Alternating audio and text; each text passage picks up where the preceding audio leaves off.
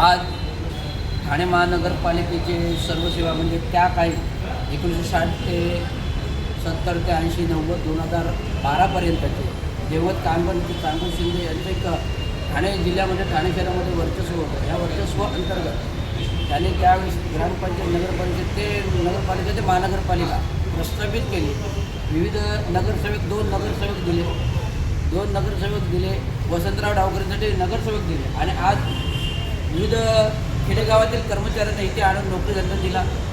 राहिलं घरं दिले, कुटुंब बसवली.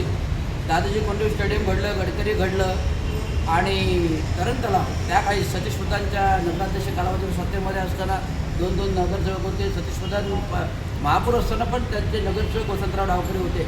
अशा प्रकारचं प्रस्त आणि कामगारांचं हस्त याने कामगारांची खास करून ते प्रभावीपणे मागण्या मांडून कामगारांना न्याय हक्क द्यायचे.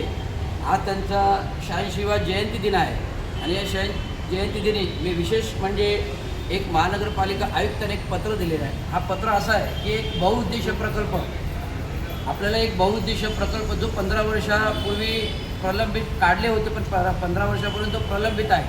त्याच्यावर कोणी निविदाकार देकार म्हणजे प्रायव्हेट खाजगीरित्या करायचा होता. PPP अंतर्गत होता. त्या काही मनोहर हिरलेकर दिवंगत स्वर्गीय रवींद्र शिंदे कार्यकारी अभियंता टीम लीडर हिरलेकर आणि एक यांच्या बहुउद्देशीय हा प्रकल्प राबवण्याचा प्रयत्न केला. परंतु त्या काही PPP अंतर्गत कोणी निविदाकार न आल्यामुळे तो काय झालाच आणि 15 वर्ष त्याला काही ठिकाणी लक्ष दिले नाही. परंतु आजची जागा जी आहे त्या प्रकल्पाची जी बहुउद्देशीय जागा आहे ती आरक्षित तशीच आहे. त्याचा गैरवापर होतो. रिक्षा कार पार्किंग वगैरे वगैरे मी सहज फिरता माझ्या लक्षात आला हा इथे एक प्रकल्प आहे आपला.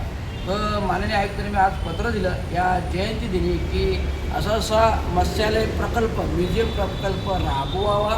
एक बहुउद्देशीय ठाणे शहरांची एक मेजबानी होईल.